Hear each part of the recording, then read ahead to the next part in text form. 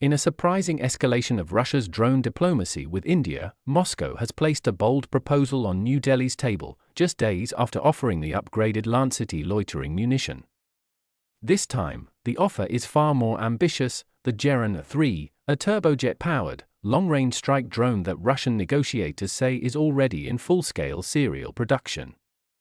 The timing of this offer is significant, coming at a moment when India is rapidly modernizing its unmanned warfare capabilities and evaluating long-range strike options amid rising regional tensions. Unlike the earlier Geran-1 or Geran-2 drones that relied on relatively slow propeller-driven engines, the Geran-3 represents a complete leap in performance.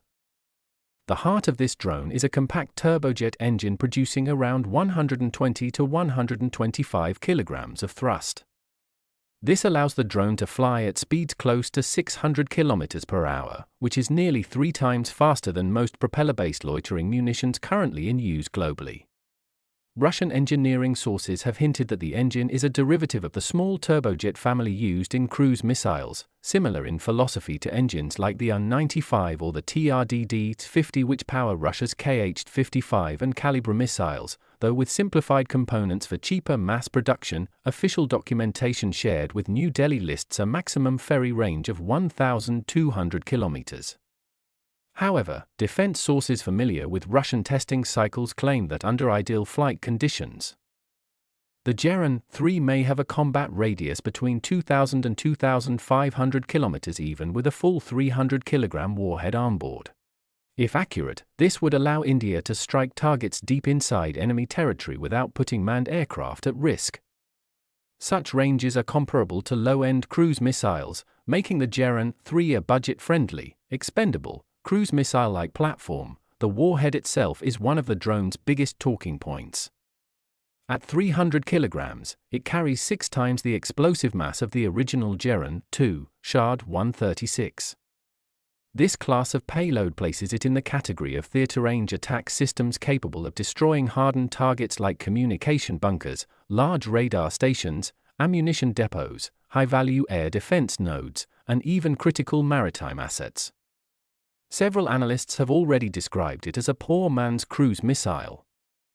Though Russia insists it is far more cost-effective and flexible due to its smaller airframe and modular guidance suite, despite its 1,000-kilogram takeoff weight, Russian designers claim they have maintained a radar cross-section under 0.05 square meters, a signature even smaller than some subsonic cruise missiles like the Tomahawk Block 4.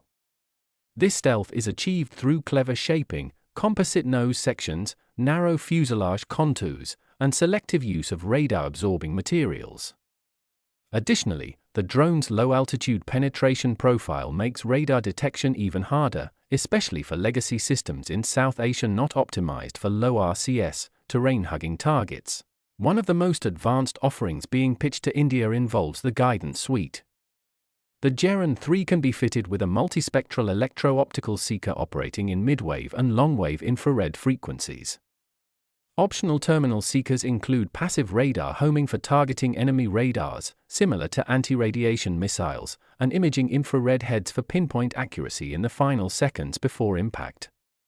In battlefield terms, this gives the drone the ability to autonomously home in on high-value targets even in a GPS-jammed environment.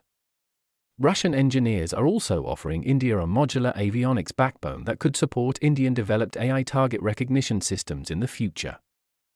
From a defensive standpoint, intercepting the Geran-3 is a challenge. Russian officials argue that India's neighbors would be forced to use expensive active radar-guided missiles such as Barak-8, Akash-NG, or HQ-16 to stop it. Short-range air defense systems, including IR-guided manpads, are far less effective against a target flying at 10 km per minute. This combination of high speed, small radar signature, and low-altitude flight creates interception problems similar to those faced against low-end cruise missiles.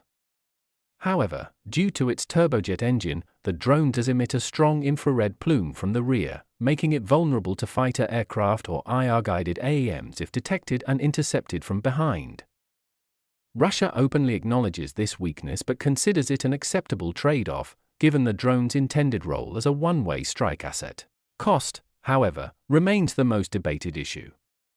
Turbojet engines are significantly more expensive than the basic piston engines used in Geran-1, Geran-2, or even the Lancet family.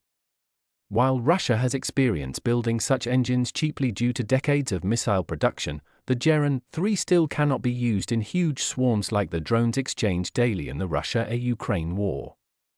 Instead, the drone is designed for high-value, selective strikes, air bases, early warning radars, S-400 batteries, command nodes, and naval ships in port. Russian representatives have hinted that India could reduce long-term costs through localized engine production, which Moscow is willing to transfer under a full technology-sharing agreement. Questions remain about Iran's possible involvement. Western analysts continue to speculate that the Geran-3 is a modified version of Iran's Shahed 238. However, Russia has denied this repeatedly, stating that similarities are superficial and that the Geran-3 uses a different airframe, different materials, and a non-Iranian engine lineage. So far, no Indian intelligence or defense source has confirmed any Iranian role.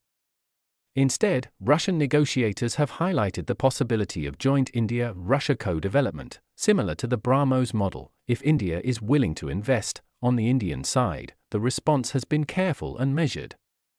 New Delhi is aware that adopting the Geran-3 would give the Indian armed forces a powerful off-the-shelf capability within 24 to 36 months. But India is simultaneously making rapid progress under the LRLM, Long-Range Loitering Munition, program.